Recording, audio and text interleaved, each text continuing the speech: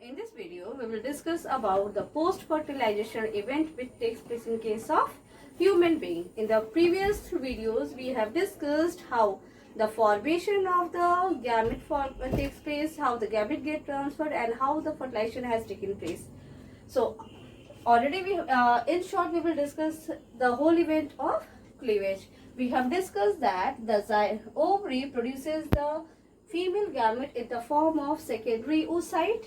This secondary oocyte is being received by the fimbri part of the female genitalia, and now from here it enters into the ampullary region. In the ampullary region, the male gamete is present, and now there the male gamete fuses with the female gamete, and the event of the fertilization takes place in the ampulla region, and after fertilization it leads to the formation of the zygote.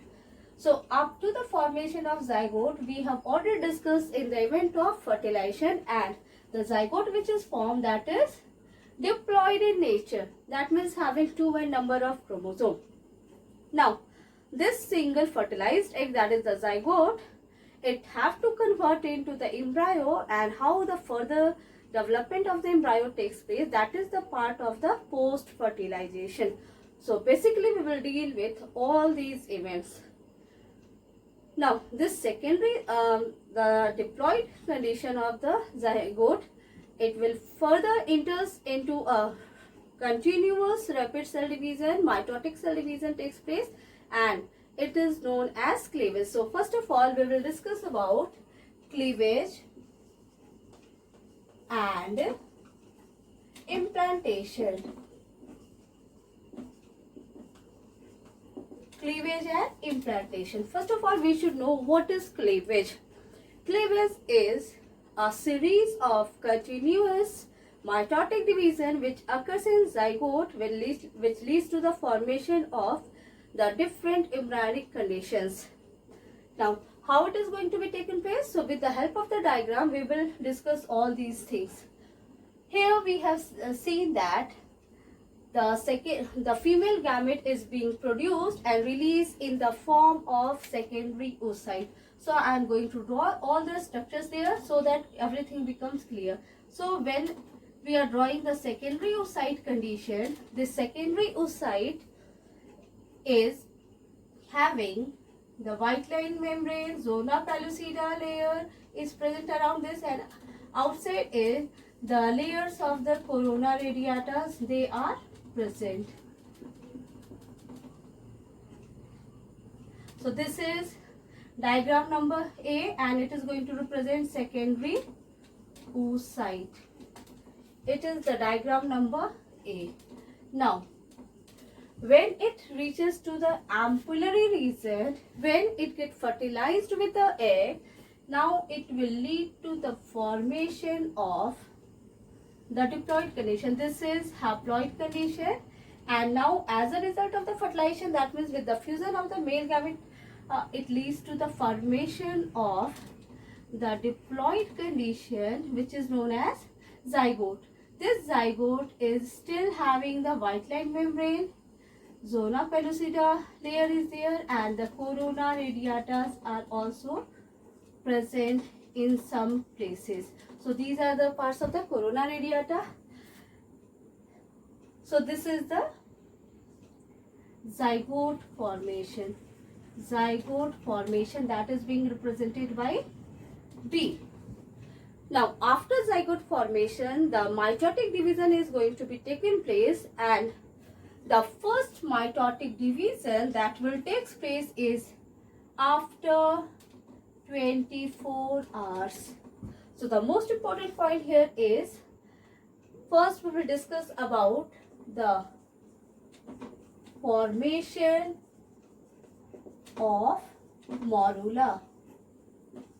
How the formation of the morula is going to be taking place.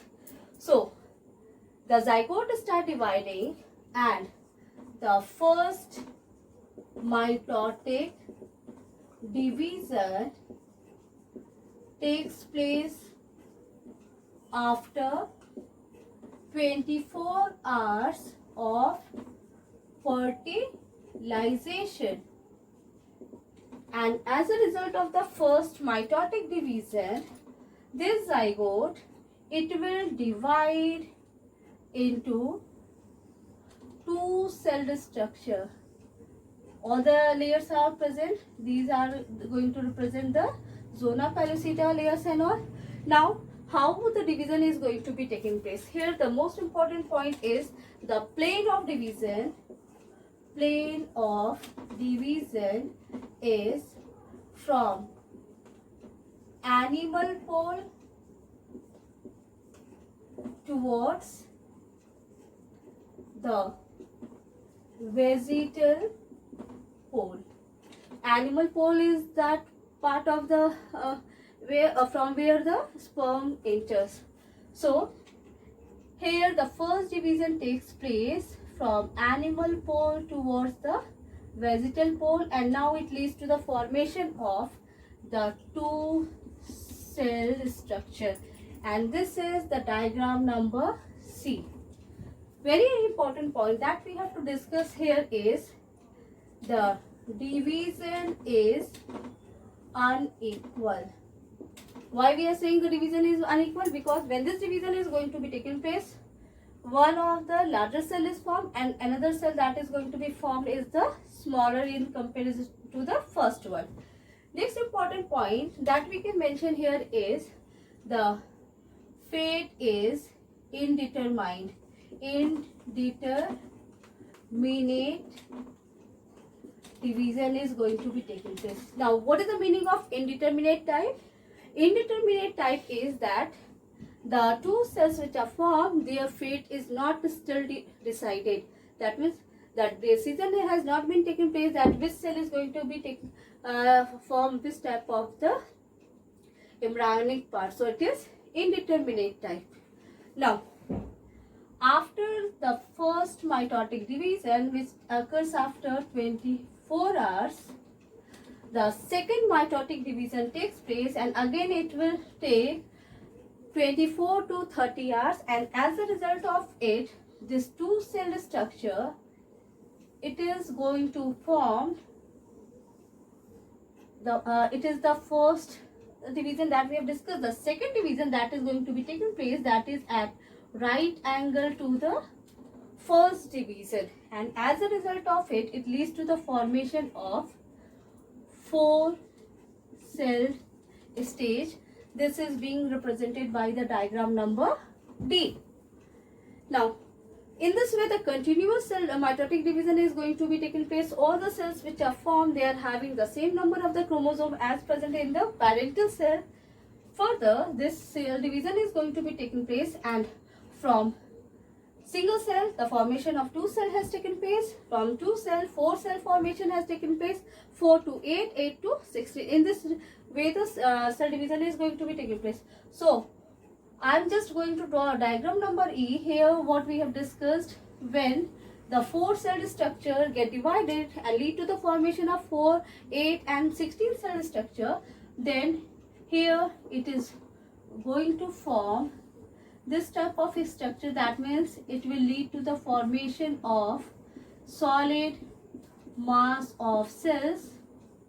It will lead to the formation of the solid mass of cells, and this solid mass of cells, they may be up to 8 to 16 cell structure, or sometime it may be up to 32 cell stage. So 8 to 16 cell stage, and now it forms a solid mass of cells, and it is known as morula. It is called morula. So it is going to be represented by the diagram number E. Now the question will come to our mind, what is morula? Morula is a solid mass of cells which are formed by the continuous division of the zygote, and it is mainly consisting of 18 to 16 cell stages. Sometimes the 32 cell stage is also considered. So the morula which is formed, now it comes to the uterus region. Very important point that we have to discuss here is the morula which is present up to here. We can say here up to this structure, all the layers zona pellucida layer as well as the corona radiata, all these structures are present. But as it enters into the uterine wall, the corona radiata layer has been lost. Now, from diagram number C, that is the diploid two-celled structure, to the formation of the morula, that means when it enters into the embryo uterus wall, it will take 3 to 4 days. Or we can say on third or fourth day of the fertilization, the morula enters into the uterus region, uterine region. Now, when the morula enters into the uterine region, we have discussed that in the uterus, the thick endometrium lining is present. So, this is going to represent the thick endometrium lining. This is highly folded. It is highly folded, highly glandular and vascular. That means thick lining is present, and that is highly vascular, means it is being attached with a large number of blood capillaries, as well as it is glandular, that means it is secretory in nature.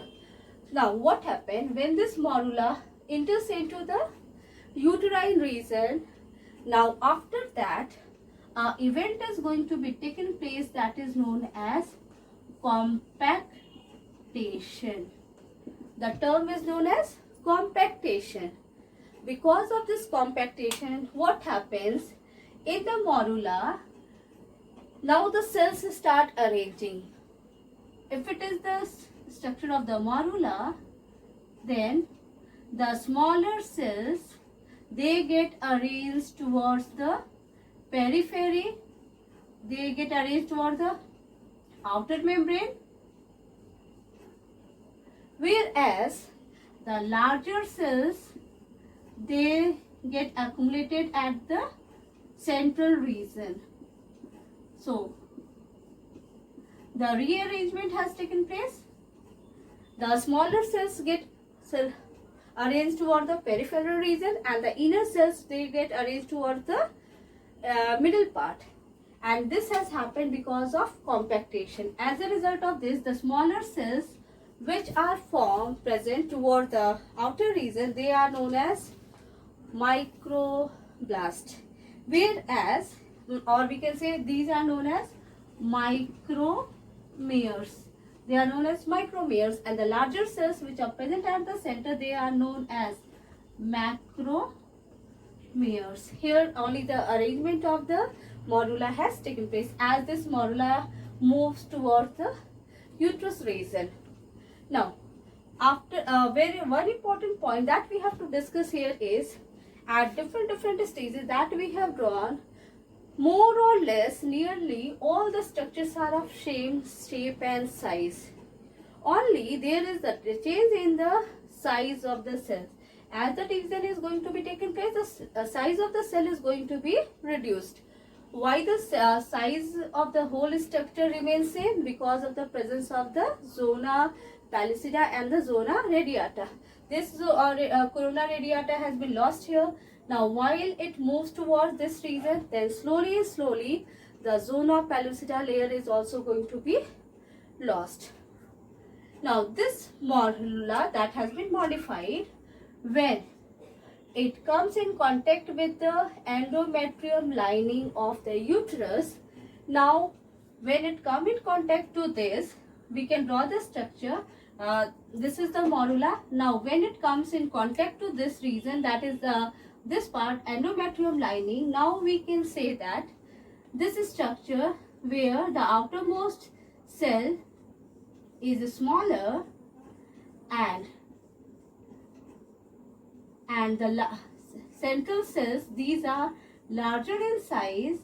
Now, when they come in contact with this, again what happened? The formation of the cavity is going to be taken place, and because of this, all these cells, they get accumulated towards a particular region, and this layer of the cell that is formed towards the periphery, now it is known as trophoblast. The mass of the cells which get accumulated towards a particular region, now these are known as inner cell mass, and the gap that is formed here, that is known as blastocell. So it is known as blastocell. So from the morula, the next step that we have to discuss is the formation of blastula. The formation of blastula. The identifying feature of the blastula is the removal of the corona radiata membrane, formation of the trophoblast, presence of the inner cell mass towards a particular region, that is the embryonic region, and the formation of the blastocell. It leads to the formation of the blastula. Now, in the form of the blastula, it gets attached with the uterine wall, and this event is known as implantation. So, simply we can say the zygote or the embryo get embedded to the uterine wall, in which condition? In the form of the blastula. So after that the implantation takes place. Implantation. Now, very important point that we have to discuss is, as it come in contact to the endometrium lining, after that the size of this blastula is going to be increased. So this is the blastula, this is F and this is G. Now after that what happened, we have discussed that these trophoblast cells, now they becomes flattened. Now they becomes flattened.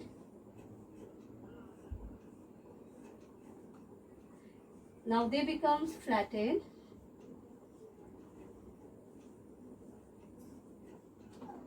Here the inner cell mass are present. This is the blastocell, and this is the membrane of the endometrium lining. Now what happened? The endometrium lining becomes loosened, and already it is highly vascular and granular in structure. Now how the size of this is going to be increased? Actually, this inner cell mass, it have to develop into the embryo, and for the further development it needs large amount of the materials. So when it come in contact with it, the lining becomes looser, and now they will form a contact with each other. It will lead to the formation of the chronic villi and the extraembryonical structures, and now through it what happened, the movement of the nutrients in the fluid form along with some other materials will take place inside it, and for that there should be some space, and that space is being created with the help of the blastocyst. So when it enters here, as soon as it get embedded to the uterine wall, now the size of this blastula is going to be increased, and finally it leads to the implantation. Now after this, the rest of the event we are going to discuss in the next video. Thank you.